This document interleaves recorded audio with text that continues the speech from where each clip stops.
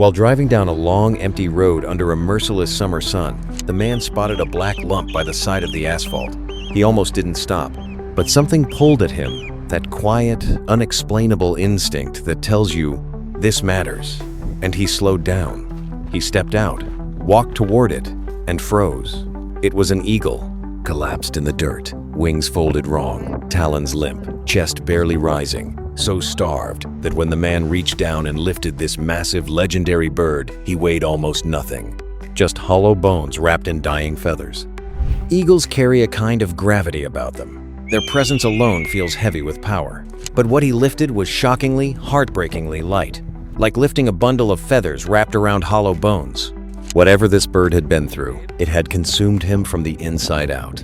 He had clearly not eaten in days, perhaps longer. Inuashi lay still in his arms, offering no resistance. His great talons, which could crush bone, hung limp. His piercing eyes, usually sharp enough to spot movement from a mile above the earth, were dull and glassy. His feathers, which should have gleamed like polished obsidian in the sun, were matted and lifeless. This was not an eagle. This was a ghost of one. But the man didn't panic, because, as fate would have it, this was no ordinary passerby. He worked in wildlife rescue. He had seen animals on the brink before. He had pulled creatures back from impossible edges.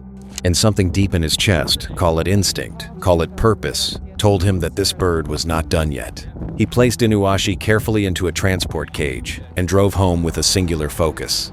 By the time he arrived, his mind was already racing through the steps ahead. First things first, nutrition. A body this depleted needed fuel before anything else. He mixed a nutritional supplement carefully with water, working it into a smooth paste, and drew it slowly into a syringe. Then he carried Inuashi out with movements so gentle, you'd think he was handling spun glass.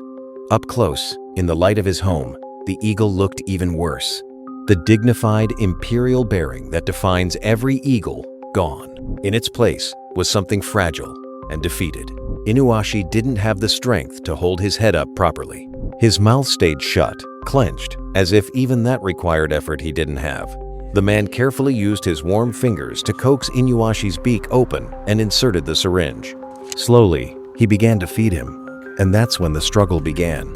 Inuashi resisted. Of course he did. He was a wild creature, proud even in his weakness, and some primal part of him recoiled from this strange man forcing something into his mouth. He turned his head, trembled faintly, made weak and feeble attempts to pull away. But the man held on, gently, firmly, patiently. He spoke to the bird as he worked soft words, low and steady, the kind you'd use to calm a frightened child in the middle of the night. He didn't know if Inuashi could understand him.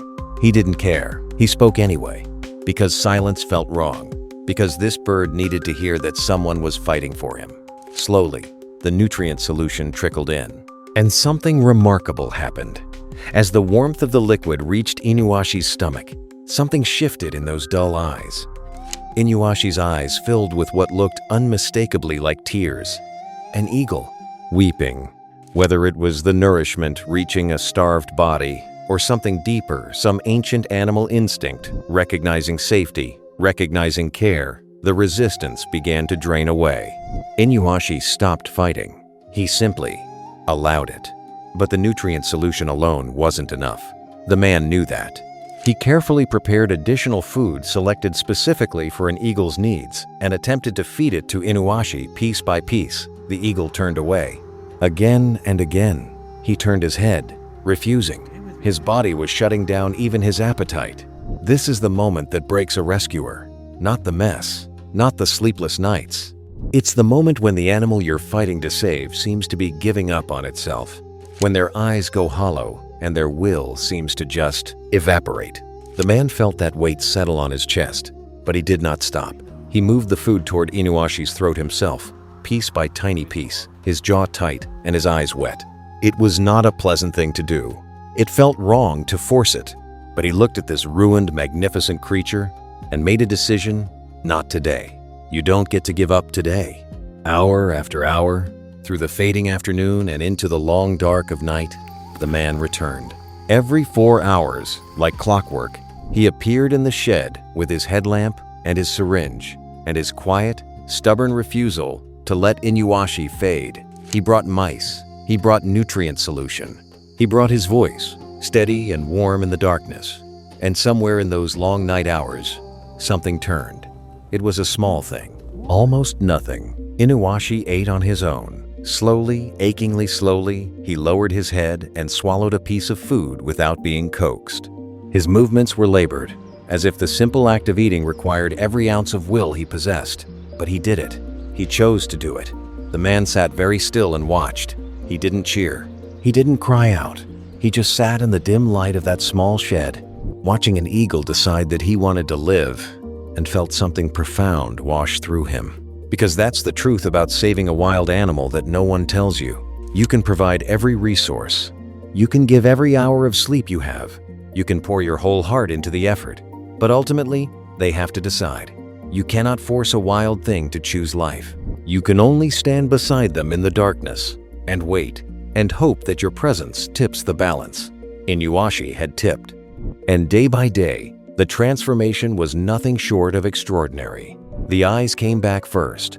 Those sharp, fierce, searching eyes that had been so dim and distant, they began to glow again. Slowly, like embers being coaxed back to life. Then came the posture, the slight straightening of the spine, the way he began to hold his head with just a trace of that old imperial dignity. Then came the bond.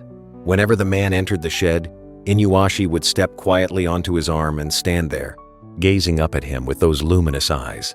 He began to make sounds soft, low calls that had nothing of the wild screech of a hunting eagle. These were something else entirely, something that felt, impossibly, like conversation. He would press the side of his great head gently against the man's face and stay there, breathing slowly. This bird, built to soar alone above the world, needing nothing, and no one had chosen to need this man. He trusted him completely, relied on him, reached toward him. Weeks passed. Inuashi grew stronger. His wings, which had hung limp and useless, began to flex and stretch. He tested them first cautiously, then with growing confidence, though they still trembled at the edges and he had not yet found his air. The man pampered him through every uncertain moment and kept his promise. He would care for him completely until Inuashi was truly ready. And then that day arrived. The man carried Inuashi back to the mountain road where he'd first found him, back to the world that had always been his. Before he let him go, he paused. He stroked the top of that dark, magnificent head the way a father might lay his hand on a child's shoulder before sending them out into the world. He spoke quietly a few last words, just between the two of them. Then he opened his arm and offered Inuashi the sky. He expected the eagle to simply go, to feel that freedom, and launch a dark streak rising into the blue and vanishing without a backward glance. That would have been right. That would have been enough. But Inuashi surprised him. He rose into the air and then he circled. Wide, slow, sweeping circles directly above the man's head. His wings, now fully healed and powerful and breathtaking, carved through the warm air in long, graceful arcs. He did not leave. For a long, suspended moment, he simply flew above the man who had saved him, as if he needed to say something that words could never carry. The man stood on that empty road and watched, and the emotion that moved through him was the kind that has no name. It was grief and joy and love and pride, all at once. It was the peculiar ache of watching something you helped build become what it was always meant to be. Inuashi circled one final time, his silhouette enormous and glorious against the open sky. And then, at last, he turned toward the mountains and was gone. But he left something behind, something that would stay with the man for the rest of his life. The knowledge that sometimes the greatest thing you can give another living creature isn't food or shelter or medicine. It's the refusal to stop believing they can survive. Thank you for watching until the end. If this story moved you, leave a comment below. We'd love to hear from you. And if you believe in the bond between humans and animals, please subscribe and give this video a thumbs up. See you in the next one.